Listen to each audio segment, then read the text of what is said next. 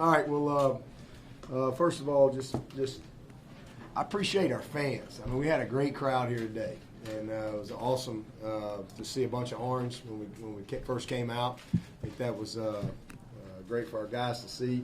And secondly, I just say, happy Thanksgiving, everybody. It's been a great week. I hope everyone's had a great Thanksgiving with your families. And before I talk about the game, I want to just mention Coach McKissick. I know we all know Coach McKissick passed away on Thanksgiving Day. What a fitting time for him to pass. Because I know there's thousands of people out there that are thankful that they had Coach McKissick in their life. And so just thoughts and prayers are with Coach McKissick's family. And Donnie McElveen played quarterback for me as his grandson. And I had the opportunity to get to know him over my last 17 years here in South Carolina. And just a class man, one of the most iconic human beings you could ever meet, and just special. So we're going to miss him. I know it was time. The good Lord called him home. I think he was 93, and I guess he coached. He was like 88 or something like that, 88, 89, and right there at Summerville High School. And so, I think first and foremost, just take time to thank him. When I first got the job here at Clemson as the head coach at 38 years old or 39, when I went to the clinic, my first clinic to speak, and Coach John McKissick was sitting in the front row taking notes from me. Like, what is he going to learn from me? And I just that left such a lasting impression on me. That here he was, 80-something years old, and still passionate and eager to learn and to continue to grow. And that's why he had such an unbelievable career and such a fruitful life. So, this was a great day today, and really proud of our team. This was an important game to everybody in the state. And I thought both teams, handled themselves with great competitiveness and class out there today. But proud of our guys to win 6 of these in a row. I don't think that's happened in 79 years or 80 years. That's a long time. So I'm just really proud of our team. And, some of the individual things that happened today were incredible. It was our 115th win this decade. I think only us, Alabama and Ohio State, have 115 wins in this decade. And we've played both of them this decade a few times. Pretty neat. And that hadn't happened since the 1890s, Penn and Yale. So I think that's a historic moment today, not just winning this game, but just for our program and what's transpired over this last decade. And a great day. And great for our conference. I know everybody says we don't play anybody, but I think we're 10-1 versus the SEC in our last 11. And we've played some pretty good teams. That seems to always be the storyline. Our program and our team takes pride in these type of games. We take pride in every single game. I'm just really proud of the group in that room in there, and all of our coaches. Offensively, 527 yards, 316 passing, 211 rushing. Trevor Lawrence, unbelievable. I think he tied an ACC record, 18 consecutive passes in a row. It's pretty incredible. Travis Etienne, I know he's not good enough to be a Doak Walker finalist. He's just not quite good enough for that. But he's the all-time ACC touchdown leader, and not done yet. He scored more touchdowns than any player in the history of the ACC, rushing and total. But yet he's not quite good enough to be a finalist for some running back award. It's just unbelievable to me. But that's just kind of the way it is. People have missed out on a beautiful career and missed out on a beautiful season from number 9. He's had one of the most dominant seasons I've ever seen from a player.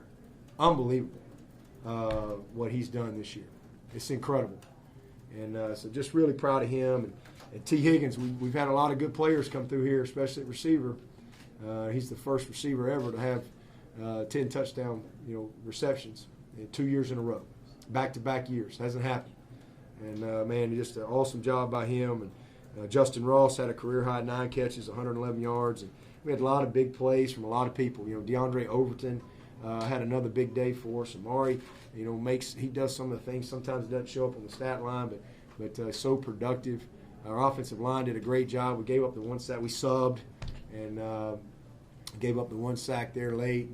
But man, I'm just really proud of those guys, our offensive line especially. Because they're all of those things. The record for T, the record for Trevor, the record for ETN. It don't happen without a dominant offensive line. And so those guys have had a wonderful career, and just really proud of them. We're 12-0 for the 4th time in the history of the school. Special teams, we did some good things today.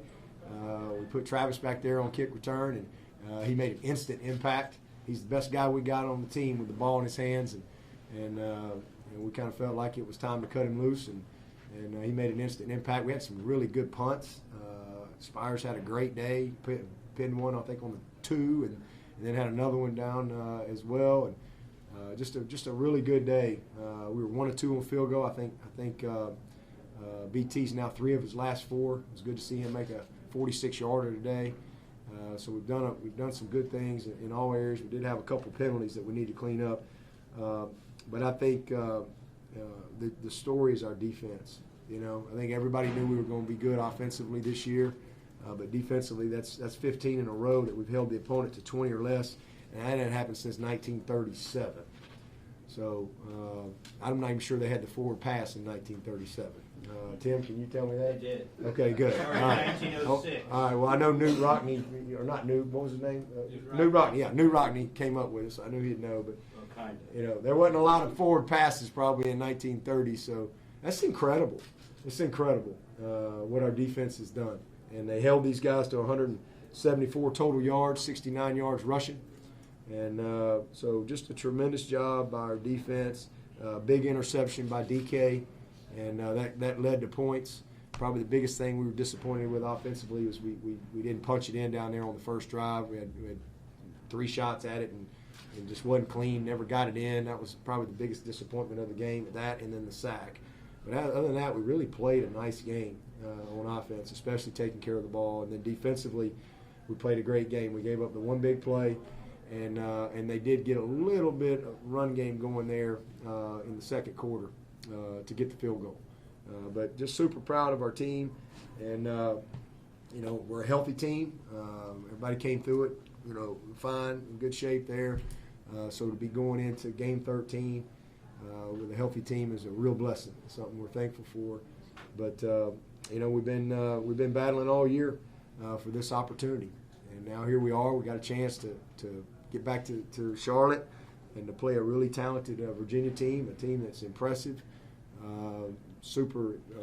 Just can't say enough great things about Bronco and the job he's done at Virginia. And you saw it. I've seen it coming.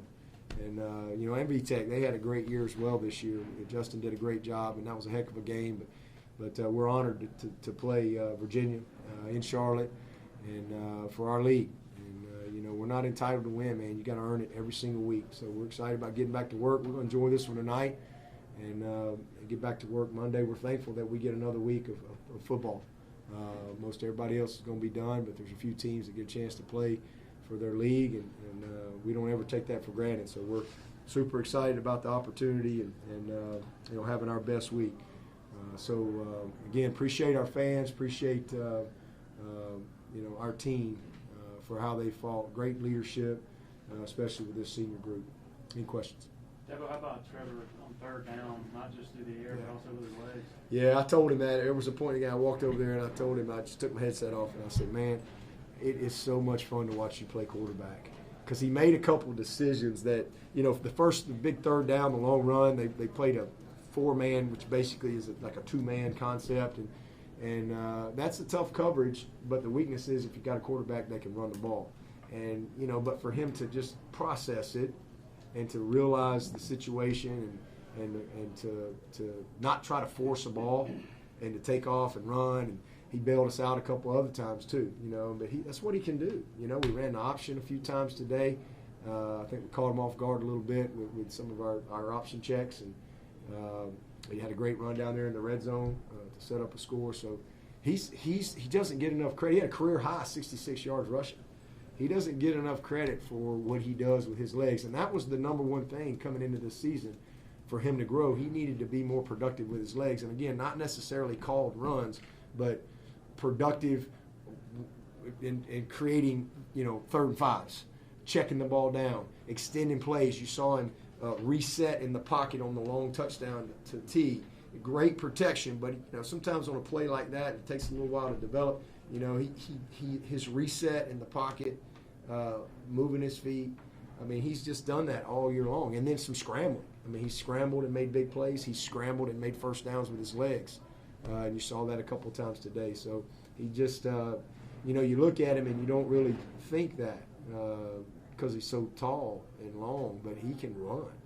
And he's just really gotten a nice feel for when to run it, and he's done a great job of checking the ball down. He had some good check downs today.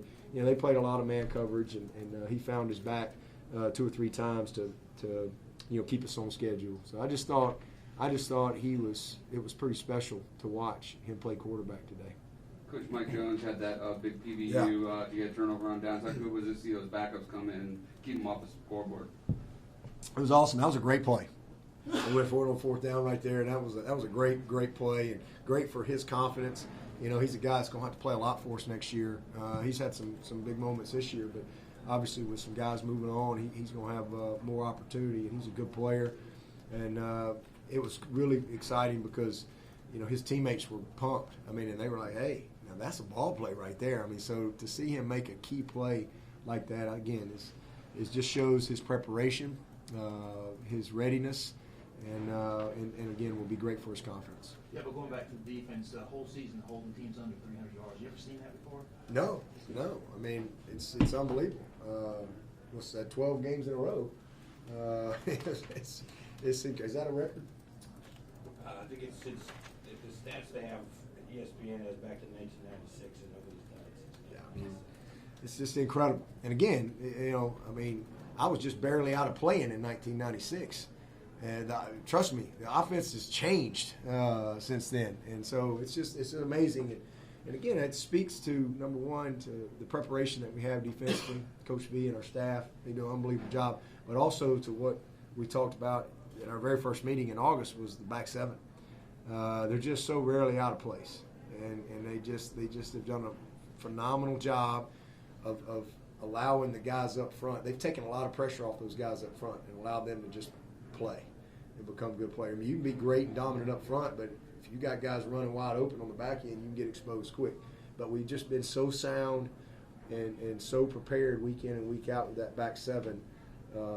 It's put a lot of strain. And then we're talented up front. We're obviously inexperienced coming into the season, and they've just gotten better and better all year. But our defense has